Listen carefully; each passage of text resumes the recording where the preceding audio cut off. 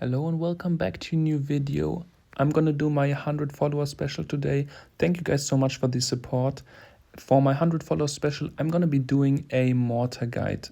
I'm gonna try to explain how to build a deck, how to find your favorite mortar deck, how to adjust your deck to the meta, and what's or not. I'm not really sure how long the series will go, but guys, please write in the comments what you want to see next. I have some things in mind. For example, I'm gonna be going over mortar placements, gonna be going over, I don't know, how to play your cannon cards, how to play your dart goblins, whatever you are running in here is range. So I do have last season a mortar finish at top 1800, so I hope I know a little bit about what I'm talking. But if you still have any tips for me, if you think something you know better, then just write it in the comments. I'll be happy to discuss whatever you want with you. So we're gonna start right off. In this video, we're gonna focus on the general idea of mortar, and I'm gonna be talking a little bit about how to play your mortars offensively, when to play them offensively, when to play them defensively. Yeah, just the general idea about the mortar. We're gonna be focusing on that first. I'm pretty sure I'm going to be doing a video also about, like I said, about your range units, how to like when to play them, when you're going, for example, for your mortar aggressively, when you want to go for a cannon cut 2, or when you just want to save it and go for a nice defense. All right, so the general idea in mortar is always going to have a mortar, of course, in it, and we're going to have a range unit, of course. Small tank and splash is pretty clear, and we need a secondary win condition. So usually we're going to be running a skelly barrel if you're playing mortar bait, but if you do not want to play mortar bait and you're more like a player who enjoys cycling, or like if you're more like a fast cycle player, you want to be going for a different big spell. You want to be going for rocket or the lightning. We can I can build it real quick. There are some decks with queen, for example, and no, I'm not gonna build it. This is gonna take too long, but you know the idea. If you're not running a secondary win condition, like if you're gonna have for example, only the mortars win condition, you're gonna need a big spell which deals a lot of damage, like the lightning or the rocket in here. And yeah, then you just gotta play whatever you want, usually fast cycle if you're not running another win condition. But we're gonna be focusing on mortar bait, which is my main deck. And also, like for example, this deck, I'm pretty sure you know it. I think that was my finishing deck last season. I did use here no secondary win condition. I'd say Goblin Stein is like half of a win condition, but I'm not going to count that as a win condition. Skelly Barrel is a win condition. That's what I'm talking about. And like in here, we have the lightning because we do not have any way of, I wouldn't say any way, but like you got to think about triple elixir. When it comes to that, do you think you can break through with the mortar? I don't think there's a way. Mortar's just going to be able to like force out a little bit of elixir, or be mainly on defense if it comes to like double or triple elixir. So that's the reason why we need a big spell or a win condition. For example, this deck has both, which is super, super nice, which is the only reason why this is like one of the most solid decks in the meta, which has been holding on for, I think, since the beginning. All right. So like I said, we're going to be focusing on the mortar placement today. I'm going to be showing you, this is the deck I've been playing in the last couple of days. So I'm going to be showing you a couple of games I had last, and gonna focus completely on the mortar placements here and what I think every time I play a mortar. And yes, so I just wanted to like remind you real quick. Again, we're having 2 win conditions. We have 1 range unit. We have a small tank. We have something to like tank. We could have also a gang in there, some guards. You can just adjust it to the meta. For example, in here, if you face 20 times for example, graveyard, you're gonna put in here maybe a poison or something. If you're gonna face only, I don't know, whatever, like maybe the evolution E-Dragon, you're gonna put in here a lightning. And then you gotta also think like, what do I just then? But we're not gonna discuss that. We're gonna hop right into the match. Also, guys, if you have any questions or ideas on what you want to see next, I'm gonna be answering every one of you. And let's see. So I'd say this is also really interesting because we have the earthquake in here. But I'd say we're gonna start off with a mirror match because I think a lot of you guys do not know how to play mirrors. So we're gonna watch this real quick. So let's see. Do we have the mortar up first? No, we don't. But he has it. All right. So first play, we're just gonna distract here. And then we notice he has mortar. So we gotta figure out what is his variation. Usually, like many of mortar decks run the cannon card, of course. So we gotta be really careful about that. And of course your variation is also gonna be really important. Like if you have better bridge fight potential than the enemy. I notice I do not have good bridge fight potential. I do not have a very big tank. I do not have more of a fast cycle. So I notice my mortars offensively are not gonna get any value. So in single elixir, it is all gonna be about finding out, being a little bit patient. You just want to see what is your enemy running, what could it be that he's using. I'm also going to be being super aggressive right here, just because I noticed I was up a lot of elixir. We applied enough pressure at him, and then we could get a nice damage here. But we're focusing on mortar, guys. Again, I know he does have crazy bridge fight potential. He has the cannon card, which we do not have, and cannon card, I'd say, is already giving us like the hint that we do not play our mortars aggressively. Even if he has fireball, and he could just fireball our mortars on defense, we do not care really, because every time he uses a fireball, we can get a crazy fat push running. You can go for musketeer and the knight on top, or if you're running a different deck, you could go for, like, I don't know, your goblin standing cannon card or something. So if he uses his fireball on our mortar defensively, that is pretty nice for us. So we're gonna be just chilling here. Just need to defend a little bit, build up a little bit of a push, get some positive elixir trades running here. And I have both my evolutions up, so I notice we just do not want to over defend this mortar. We want to be going aggressively now. I'm also gonna fireball this here. I do not want to take all that damage, and my mortar connects because he does not play anything right there.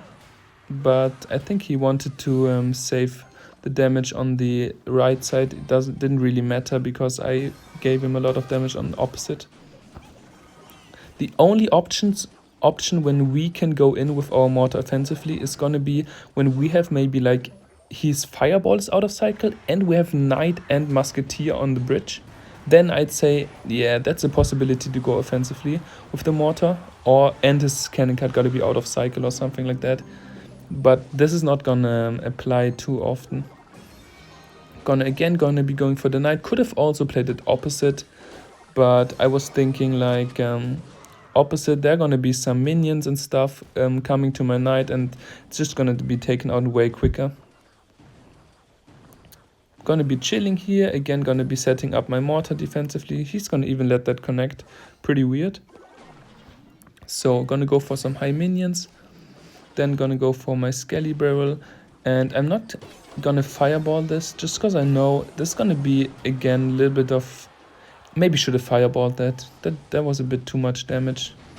But it's alright, we're gonna have a nice counter push here. We took a little bit of damage from the with not playing a fireball, and then we can go aggressively right here.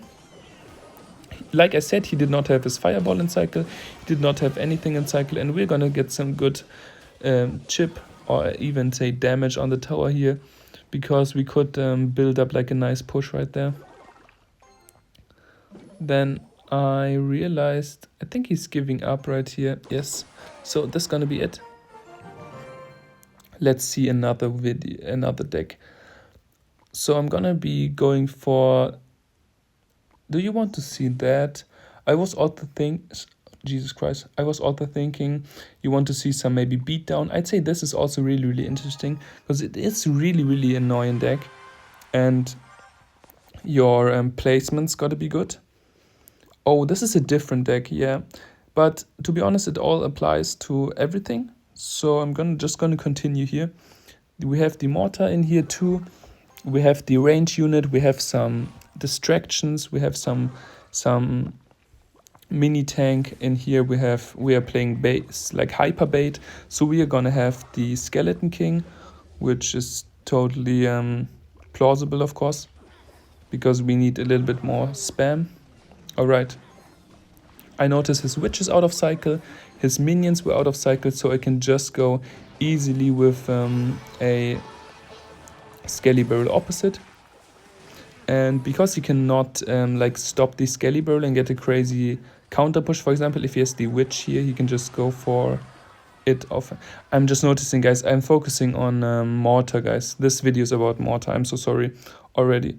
So I notice he is gonna be running some kind of, yeah, some kind of beatdown with giant graveyard, something where we are gonna need the mortar defensively. I'm not gonna play in single elixir. I'd say mortars defensively are can be played.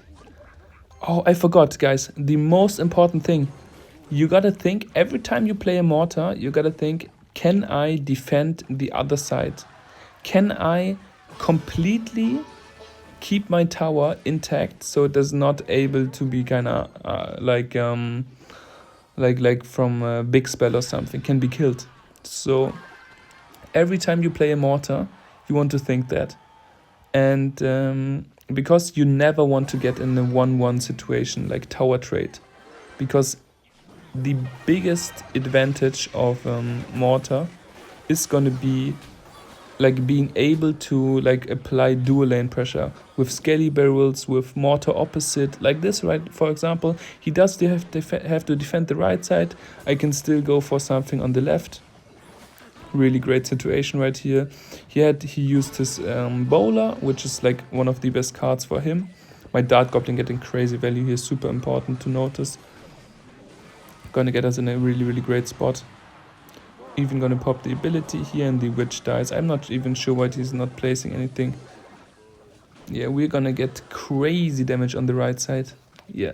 So again, I would say right now we applied enough pressure that we do not have to go for any more aggressive mortars. We have his tower down to 1.22k. So anytime we're gonna play an aggressive mortar, it's just gonna be like a disadvantage for us.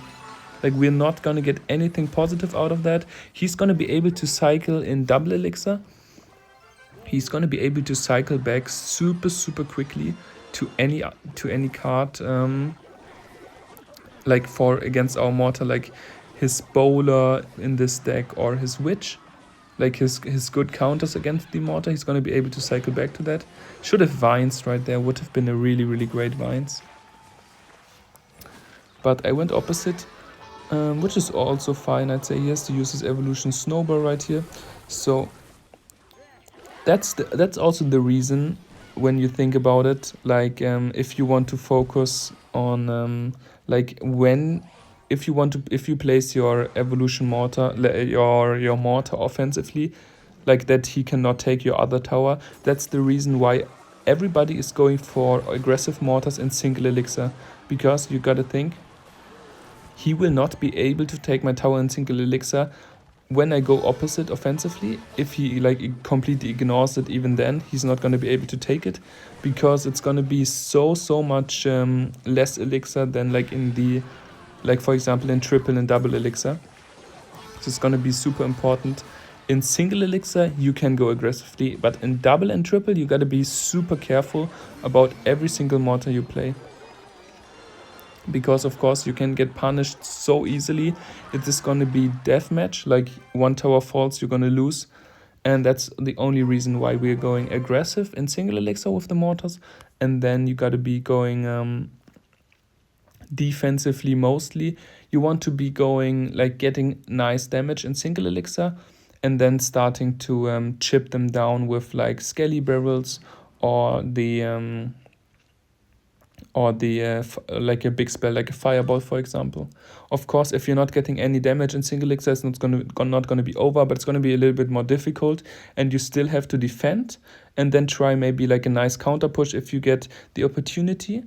But going aggressively in double elixir when you have nothing on the field, when there's no counter push from you, it's not gonna work out. Like anytime, it's never gonna work out. Trust me. If he has a big spell, he's just gonna spell it down. He's gonna go chip every single time on your tower. So that's the main reason why you want how you want to be going for your mortars. So, do you want to see? I think I've brought the general idea to you. Hopefully. I'm gonna show you this match. I think it was pretty nice. Like in single elixir, we applied the nice pressure. We want to be going in single elixir, like I said. You want to find out his deck. You want to be going for. You can go for aggressive mortars just to see what he has against that. Maybe you can like starting hand him and he has nothing. And you want to maybe sometimes even take a little bit of damage. Like this is a great example. We're taking such great damage on the right side tower here, but we do not really care because we have such a nice counter push. Look at our elixir bar in comparison to his, and then we can just go for the turret here. Gonna get such great value. Gonna get so much damage here. Even some chip on the left, which is super important, guys. Always chip down the towers equally. Of course, if one tower is super low, you're not gonna need that. But being able to like switch lanes is super important, especially against bridge spam. You do not really want to be going same lane. Of course, depends on your deck if you want to go same lane or not. But like most mortar variations require to like build up a dual lane push. All right, let's see. Against bridge spam, you can usually go for aggressive mortars in single elixir because his options are pretty limited. You see, we gotta rewatch this. He played super aggressively here, and I noticed that. Wait, that is too far. He played super aggressively here. I noticed that. So you gotta think in single elixir we have equal elixir. And when he spends 4 and I spend 4 on defense, but my units survive and his do not, I am up. Like right now, he spent 11 elixir. I did spend 10 elixir, and all my units survived. I took a little bit of damage. I did not overcommit, and so I got a really great punish. Yeah, I don't think we gotta see the rest. I think it was pretty easy game from that on, but all right. So if you still have any other questions, just write it in the comments, guys. I'll be happy to answer. If you have any ideas on how the further videos are gonna be just put them in the comments. And I also do not really know, do you like it when I commentate over previous games, or do you want me to show you like live games on what my thought process are for these tutorials, for this guide? So if you want to see just write it down which way you want to go. I hope you have an amazing day, guys. Stay hydrated, and I will see you tomorrow to the part 2 of the guide, where I think we will be focusing on your range unit. For example, the Musketeer, or in some other variations, you're going to, of course, be running the Cannon Cart or the Dart Goblin, which is, I'd say, a little bit of a different one in comparison to like Musketeer and the Cannon Cart are pretty much not really the same, but their concept, their playstyle is pretty similar, I would say. Maybe Musketeer is often in more like cyclable decks, but yeah, I'd say the when you play it at the bridge, for example, to defend against your mortar, it is pretty much the same. But I'd say the dart goblin is also like just the bait options comes with it too. So it's like a little bit different when to play it behind your skeleton king, when not to play it behind your skeleton king, or in these decks when to play your cannon card behind the goblin stein. It is a little bit different just because it baits out, for example, this combination baits out a big spell, this combination baits out a small spell, so you gotta think, how do I play this? Like, for example, big spell baiting out, you can go for mortar opposite with like minions or something like a big push. But yeah, alrighty. So have an amazing day. I will see you tomorrow and stay